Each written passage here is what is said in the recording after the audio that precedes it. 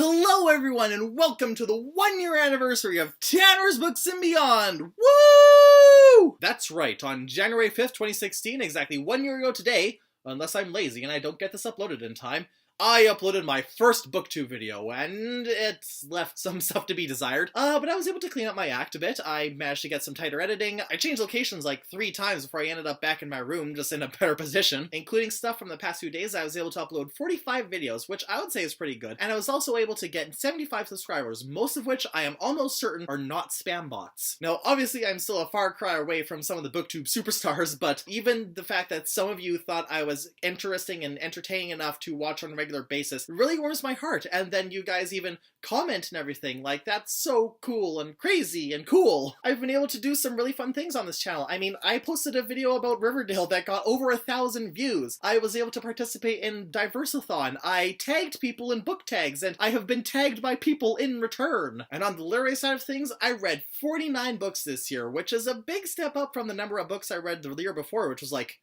8.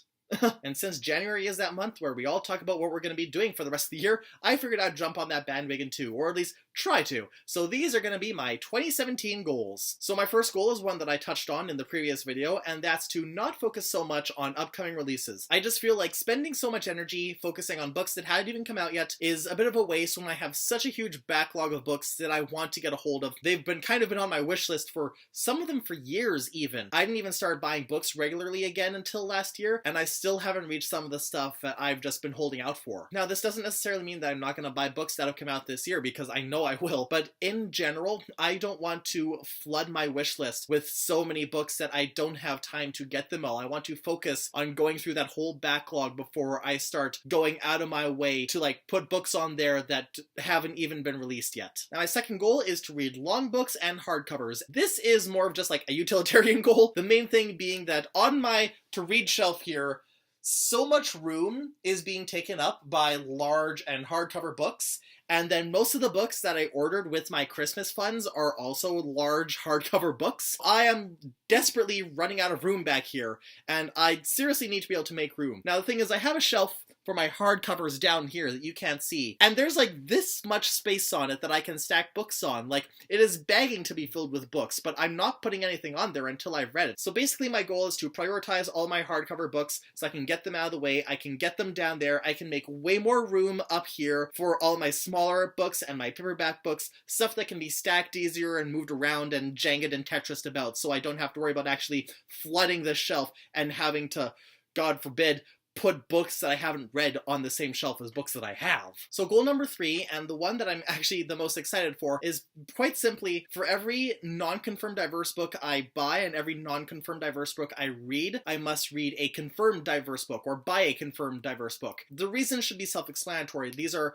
diverse books, they're awesome, but they aren't necessarily always purchased, and sometimes it's like pulling teeth to even get them published. They deserve to be read, and they don't always get the same chance as the non-diverse books. So by doing things like this, I know that I'm always reading diverse and I'm always buying diverse and supporting diverse authors and diverse publishers. Now, this rule, it only goes the one way. It doesn't go the other way. I'm not saying that at the end of the year I want to have a perfect balance of 50% lots of diversity and 50% mayonnaise. And I'm not going to be strictly following a pattern of diverse, non-diverse, diverse, non-diverse, because there are diverse books that I have and diverse books that I'll be getting that I'm more excited to read than a majority of my less diverse stuff. So, of course, I'm going to prioritize those first. I'm looking forward to meeting this goal. I have pretty good confidence that I'll be able to, and I really think it's a goal that everyone else should put on their goals list as well. Goal number 4 is to put out at least 1 video a week, and you know, this is actually something I tried to do last year. I worked in like chunks of the year, but there were times where I wouldn't make a video for that week, and all of a sudden I might not jump into a reading slump necessarily, but I'd drop into a video making slump, and it'd just be really hard to crawl back out of there. So the main purpose of this goal is to make sure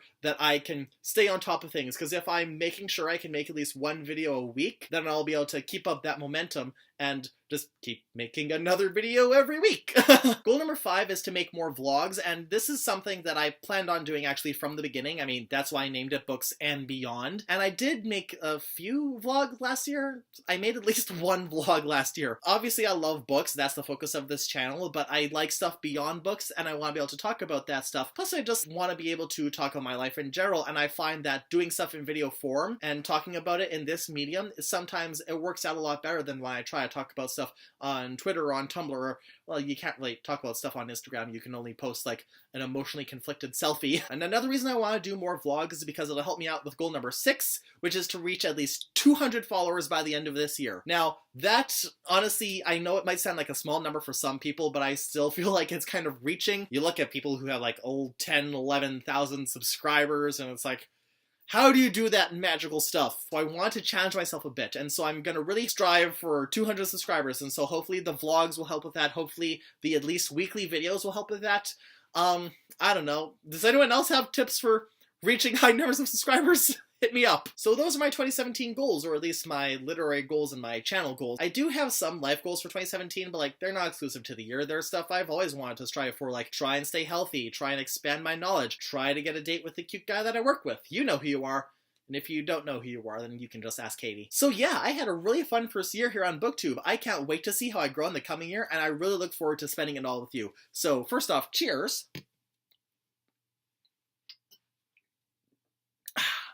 And I'll see you all